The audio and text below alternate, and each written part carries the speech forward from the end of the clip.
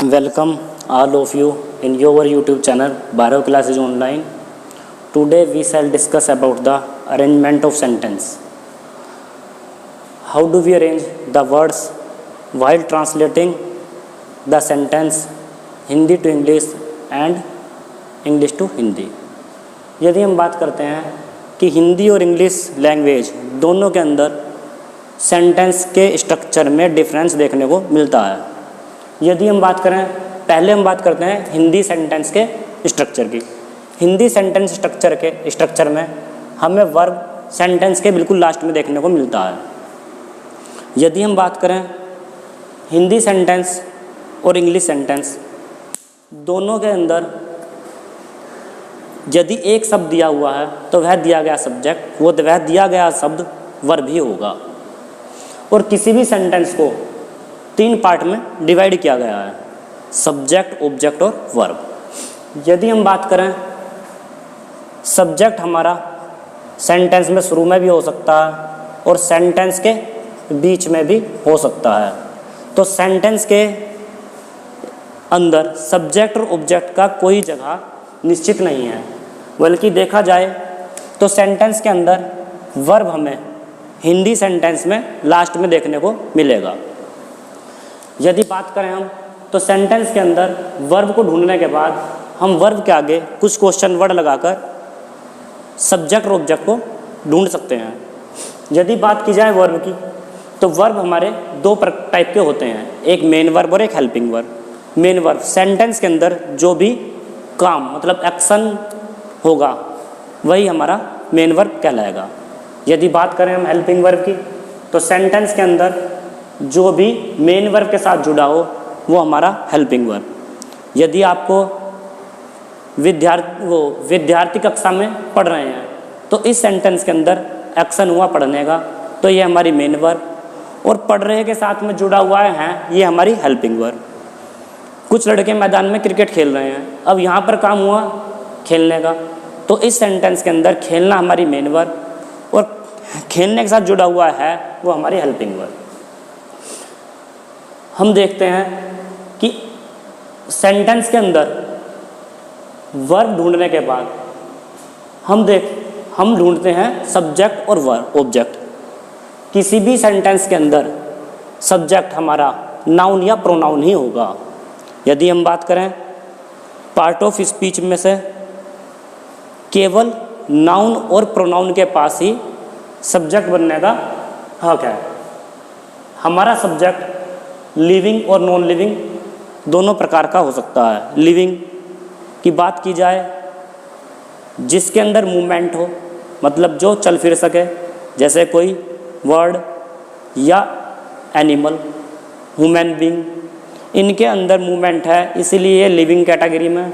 और बात की जाए नॉन लिविंग की, तो जिनके अंदर मूवमेंट नहीं है, जैसे मार्कर, बोर्ड, डस्टर और चेयर etc, ये हमारे नॉन लिविंग कैटेगरी में होंगे। यदि हमारा सब्जेक्ट लिविंग कैटेगरी में है तो हम वर्ब के आगे कौन या किसने लगाने से सब्जेक्ट को ईजिली ढूंढ सकते हैं। और यदि हमारा सब्जेक्ट नॉन लिविंग कैटेगरी में है तो हम वर्ब के आगे क्या लगाकर सब्जेक्ट को ढूंढ सकते हैं। यदि बात की जाए ऑब्जेक्ट की, तो हम वर्ब के आगे कुछ क्वेश्चन वर्ड जैसे किसे, क्या, कहाँ, कब, कैसे, क्यों लगाने से ऑब्जेक्ट ढूंढ सकते हैं। बात की जाए तो किसे से हमें वर्ब के आगे किसे लगाने से हमें हमेशा लिविंग ऑब्जेक्ट मिलेगा। और बात की जाए सेंटेंस के अंदर कोई वस्तु होगी तो क्या लगाकर, स्थान होगा तो कहाँ लगाकर, टाइम होगा तो कब लगाकर, काम को करने का कोई तरीका होगा तो कैसे लगाकर, और काम करने का कोई कारण होगा तो क्यों लगाकर मिलेगा। जैसे हम देखते हैं सेंटेंस में सब्जेक्ट, काम करने वाला हमेशा सब्जेक्ट होगा, डूअर सब्जेक्ट, और जिसके विषय में बात हो या फिर वो सब्जेक्ट। आपके सामने 2 प्रकार के सेंटेंस लिखे हुए हैं, जिनमें लड़के शाम को मैदान में दौड़ते हैं और लड़के मैदान में हैं। दोनों सेंटेंस में डिफरेंस है कि इस सेंटेंस के अंदर एक्शन है और इन सेंटेंस के अंदर एक्शन नहीं है। तो इस सेंटेंस के अंदर एक्शन हुआ दौड़ने का, ये हमारा काम है, तो ये मेन वर्ब, और पीछे ये हेल्पिंग वर्ब। अब जो दौड़ते हैं वो हुए लिविंग, तो मैंने वर्ब के आगे लगाया कौन दौड़ते हैं, लड़के, लड़के हुए हमारे सब्जेक्ट। अब मैंने लगाया किसे दौड़ते हैं, तो सेंटेंस के अंदर कोई रिप्लाई नहीं मिला। क्या दौड़ते हैं, सेंटेंस के अंदर फिर कोई रिप्लाई नहीं मिला। अब दौड़ते कहाँ हैं, मैदान में। अब कहाँ का रिप्लाई इसलिए मिला क्योंकि ये हुआ प्लेस। कब दौड़ते हैं, शाम को। कब का रिप्लाई इसलिए मिला क्योंकि ये हुआ हमारा टाइम। तो सेंटेंस के अंदर शाम को और मैदान में हुए ऑब्जेक्ट। बात की जाए कबूतर आकाश में उड़ रहा है, तो इस सेंटेंस के अंदर एक्शन हुआ हमारा उड़ रहा है। अब जो उड़ रहा है वो है लिविंग, तो क्या लगाया हमने, वर्ब के आगे कौन उड़ रहा है, कबूतर। ये हुआ हमारा सब्जेक्ट। और कहाँ उड़ रहा है, आकाश में। पेन अच्छा चल रहा है, अब एक्शन हुआ चल रहा है, ये मेन वर्ब और पीछे ये हेल्पिंग वर्ब। अब जो चल रहा है वो हुआ हमारा नॉन लिविंग, तो हमें क्या लगाना पड़ेगा, क्या। क्या चल रहा है, अच्छा पेन, तो क्या हुआ हमारा, क्या, पेन हुआ हमारा सब्जेक्ट और कैसा चल रहा है, अच्छा, ये हुआ हमारा ऑब्जेक्ट। बात की जाए इन सेंटेंस में, तो इधर एक्शन नहीं है, इसलिए जिसके बारे में बात होगी हमारा वो सब्जेक्ट। लड़के मैदान में हैं, अब मैदान में कौन है, लड़के। जिनके बारे में बात है वो हैं लड़के। ये लिविंग है तो कौन लगाकर मिला, सब्जेक्ट। कहाँ हैं लड़के, मैदान में। ये प्लेस है तो ये हुआ ऑब्जेक्ट। कबूतर आकाश में है, कौन है आकाश में, कबूतर। ये हुआ हमारा सब्जेक्ट की बात यहाँ पर आकाश की नहीं कबूतर की है। और कहाँ है वो, आकाश में। ये हमारा प्लेस, ऑब्जेक्ट। पेन अच्छा है, अब जो अच्छा है वो हुआ हमारा पेन, नॉन लिविंग। तो क्या है, अच्छा, पेन, ये हमारा सब्जेक्ट। और कैसा है, अच्छा। उस पेड़ के सेब मीठे हैं, अब मीठे क्या हैं, सेब। और सेब किसके हैं, इस पेड़ के।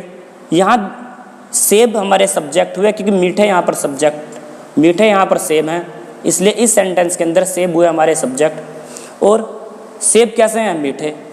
इस सेंटेंस के अंदर पेड़ हमारा हुआ इस सेब का पार्टिटिव, इसलिए जब भी सेब को सब्जेक्ट को लिखा जाएगा सब्जेक्ट के साथ ये पेड़ भी इसी की स्ट्रक्चर में चलेगा। यदि बात करें हम इंग्लिश सेंटेंस की, हमने हिंदी सेंटेंस में सब्जेक्ट और ऑब्जेक्ट ढूंढने सीखे।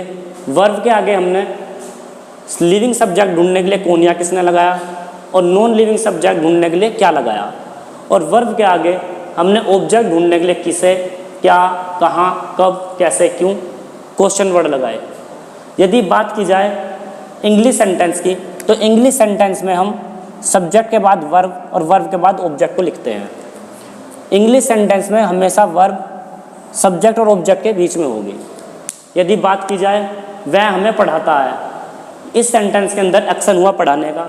अब पढ़ाता कौन है, वह, तो ये एक्शन और ये काम और काम करने वाला सब्जेक्ट। पढ़ाता किसे है, हमें, यह हुआ हमारा ऑब्जेक्ट। यदि बात करें तो सबसे पहले स्ट्रक्चर में इंग्लिश बनाते समय सब्जेक्ट हुआ हमारा वह, फिर वर्ब हुआ हमारा पढ़ाता है, और ऑब्जेक्ट हुआ हमारा किसे।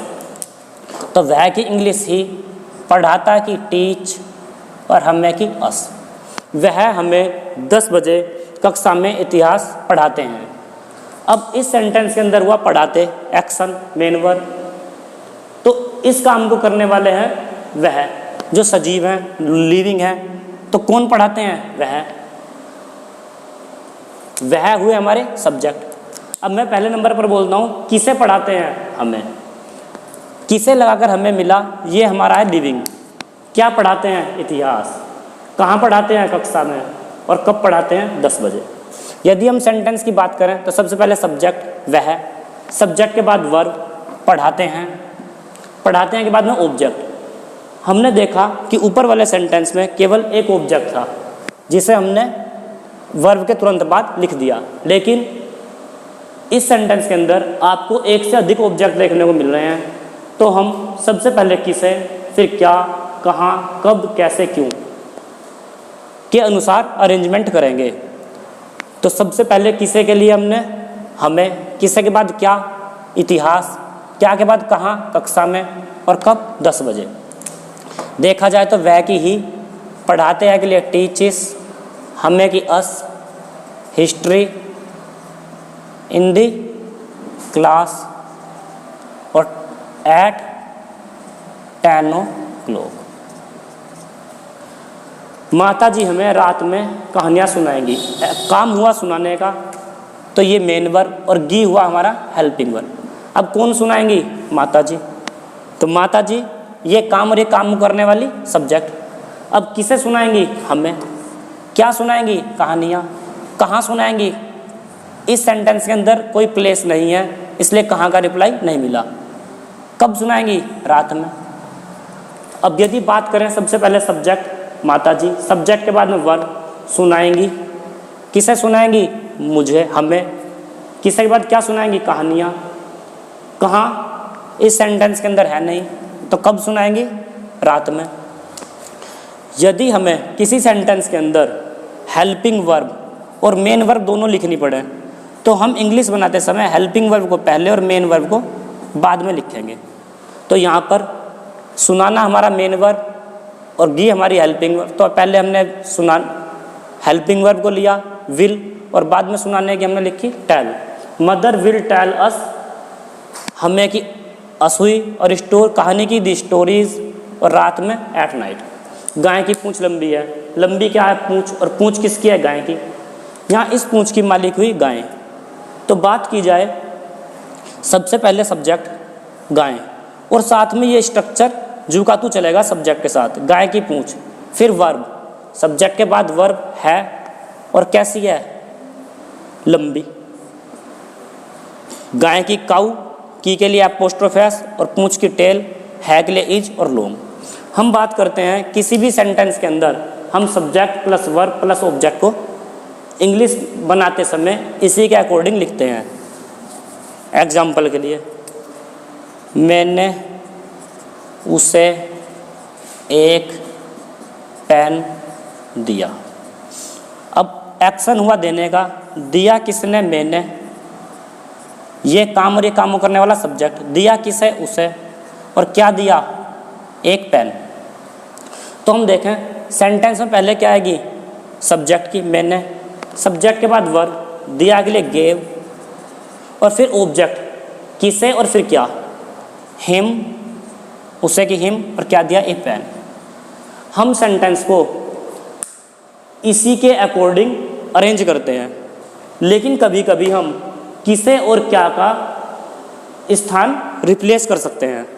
जैसे हम क्या के स्थान पर किसे को और किसे के स्थान पर क्या को ले सकते हैं, लेकिन यदि हम किसे के क्या को पहले और किसे को यदि हम बाद में लेते हैं, तो किसे से पहले हमेशा टू लगेगा।